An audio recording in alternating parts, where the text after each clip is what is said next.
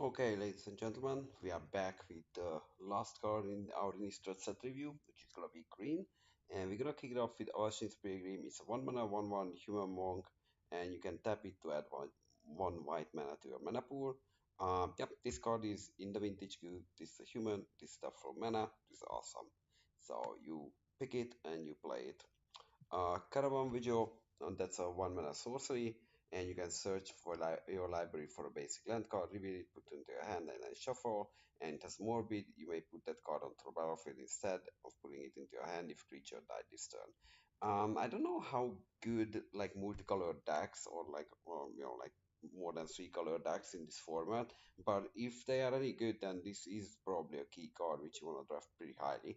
Prey upon, that's a 1 mana sorcery. Target creature you control fights target creature you don't control. So this is a good green removal. I think this was the first iteration of this card, and yep, it's ever since then. So I think you pick it highly again. In a werewolf deck is awesome. Ranger's Guide, so it's a 1 mana instant. Target creature you control gets +1/+1 and gains hexproof until end of turn. So this is the little brother or big brother or father predecessor of Snakeskin Veil, and I think it's probably equally awesome. And we have the rest of the guys. So this is a green, 1 mana green aura. Enchanted creature gets +X/+X, where X is the number of creature cards in your graveyard. Jesus. This is an uncommon though. So yeah, so no wonder that the stat or the parameters are kind of pushed on this card. So if you have a mill/graveyard deck like a blue green, yeah, you can have like six creatures and then second 1 mana 6/6. Again, you can get 2/1 if they have a removal, it's an aura. But if you manage to put it somehow like on a spirit token, yeah, then that's like quite a beating.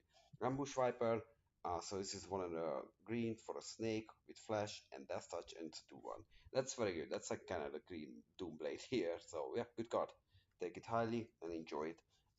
Boneyard Worm, so that's like a 2 mana worm creature, which is an XX. So that reminds me of a certain Goif, and then its power and toughness are each equal to the number of creature cards in your graveyard. Yeah, this could be better than Tarmogoyf actually in the right deck. Yeah, green Sun looks awesome here. So yeah, so take this one highly too, and then beat your opponent with it. Dark Wolf. So you see the kind of red iteration of this. So it's a 1 and a green wolf. Goes through a werewolf deck again. It's 2/2, and for 3, this creature gets +2/+2 until end of turn, and activate only once each turn. I think this card is very solid. Like the fact that it comes down as 2 minutes, it's 2 mana 2/2 to begin with, now it's 3 mana 2/2. I think that's a world of difference here. So yeah, it's I think it's a cool card.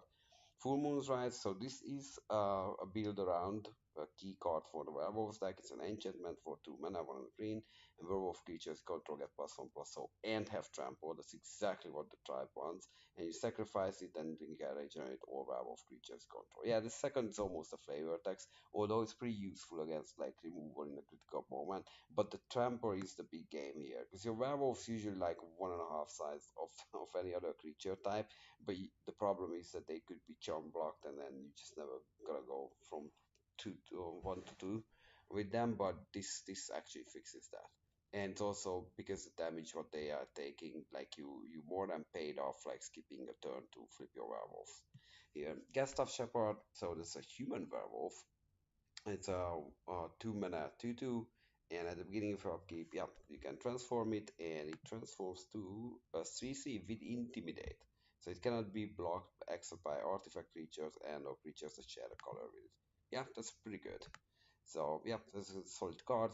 Hamlet Captain, so that's a 2 mana 2/2 human warrior. Whenever this creature attacks or block, other humans you control get +1/+1 at the end of turn. This is an uncommon for a reason. I think in the human deck that's really ends up that aggression, especially early on when your 2 drops are attacking for 3. Yeah, solid little card. Mayor of Averbrock, so that's probably the Hamlet Captain on steroids, and it is. So it's a 2 mana 1/1, and other human creatures control get +1/+1. But you can flip it to a werewolf. Let's see. Then this helps the werewolves then, and they get +1/+1. And then beginning of end step, put a +1/+1 wolf creature token to the battlefield.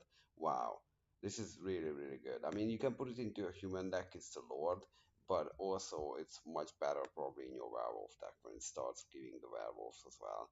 I mean, it does the same thing in the human decks too. So yeah, this is just good card all around probably. Moon Mist, it's 2 mana instant, transform all humans, prevent all combat damage that would be dealt this turn by creatures other than werewolves and wolves. Yeah, this is super solid. Like, yeah, this is also a common which the werewolves decks need a lot because like it's a massive combat trick. Because again, they are all oversized, like your 2/2s transform into 3/3s or sometimes a 3/3s transform into 5/5s and in the middle of combat doing that, yeah, that's pretty good. Pretty good beating. Yeah, green looks awesome. Wow, I kind of want to draft green here. March. So this is from like way back when. This is probably like Exodus or something, or Stronghold when it was first printed.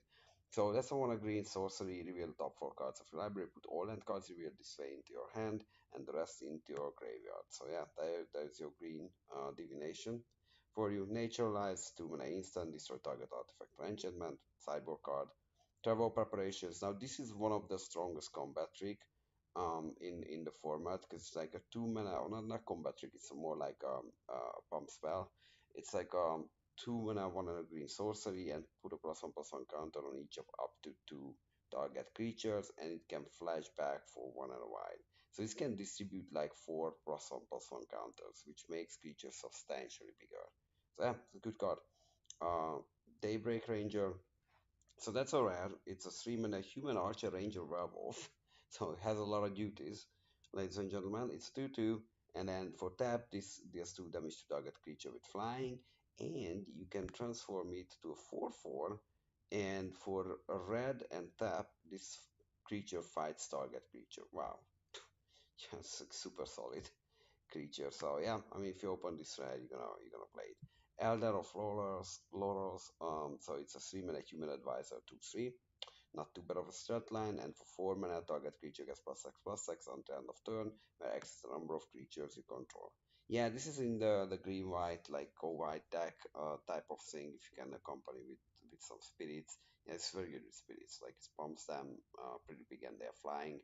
Gnaw to the Bone. So this is part of the graveyard deck. It's a 3 mana instant. You gain 2 life for each creature card in your graveyard, and you can flash it back for 2 and a green. I don't think this is very good. I think this is an era of Magic where like the life gain started to lose its luster because creatures were just hitting you the next turn, and then you lose a lot of lives too. With that being said, like if you have like 8 creatures on the battlefield, like this gains you 16 life.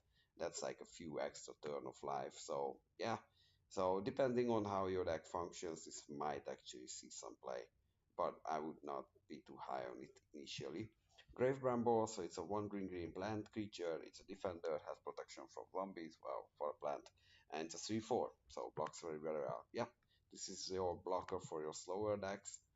And then we have Orchard Spirit, so it's a 3 mana spirit 2/2, and this creature can be blocked except with creatures flying or reach.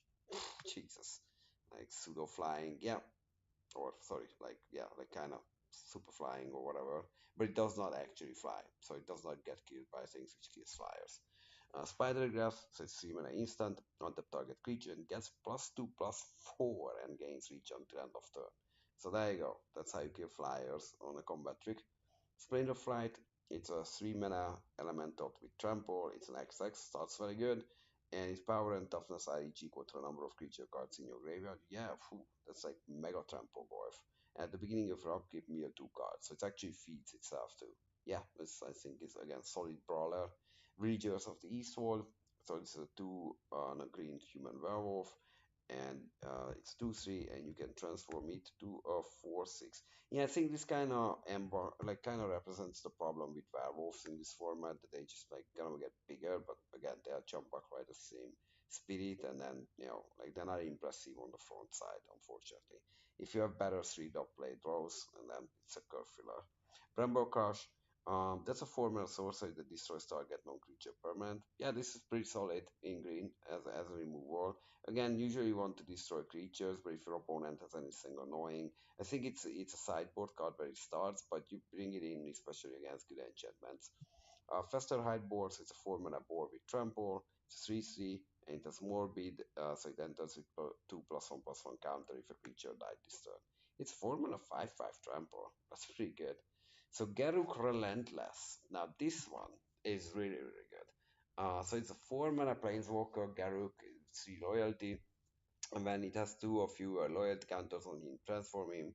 For zero, it deals 3 damage to target creature. That creature deals damage equal to a power to him. And then for another zero, we can create a 2/2 green wolf. And then it transforms. So the joke is here that you can hit a creature for 3 or 2/2, and it deals 2 damage, and then you transform Garu.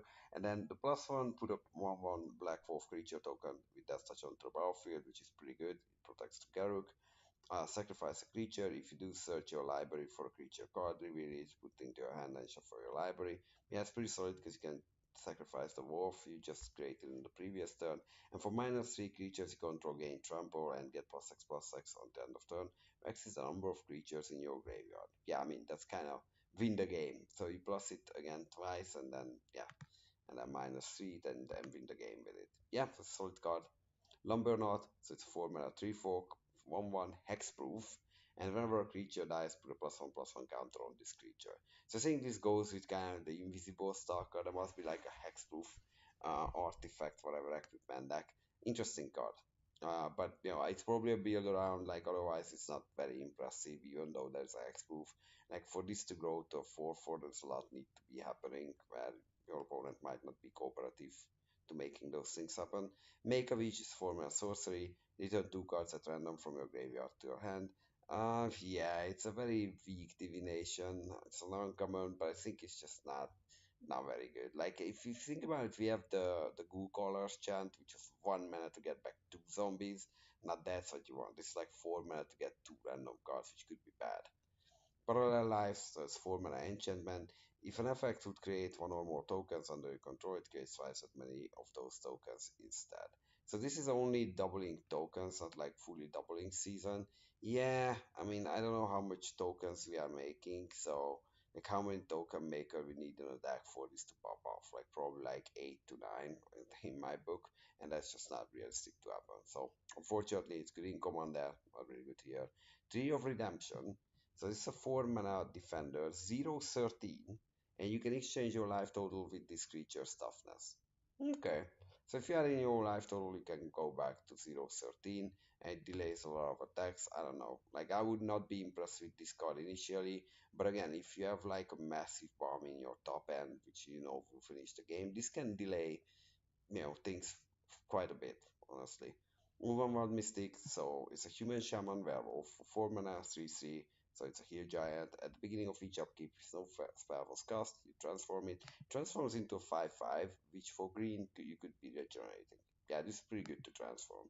As an uncommon, I think this is solid. Like, you skip a turn, you transform, and you can like basically rumble uncontested because you can just regenerate the creature.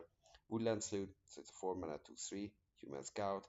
When this creature enters, the creature died this turn, return a creature card at random from your graveyard to your hand. Okay, if you can set up the Morbid, this is a good, like, I'm a decent Gravedigger. Not a good one, but it's okay, and it's a human. Yeah, it depends on the style of the deck. Not a very impressive card in isolation.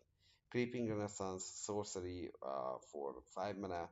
Choose a permanent type, return all cards of the chosen type from your graveyard to your hand, and flashes back so 7. Now, this is we are talking. Like, this is that late game bomb which gonna win you the game because you trade 1 for 1, whatever. Like, both players are losing creatures, and at one point you cast it for 5 and take back like 7 creatures to your hand.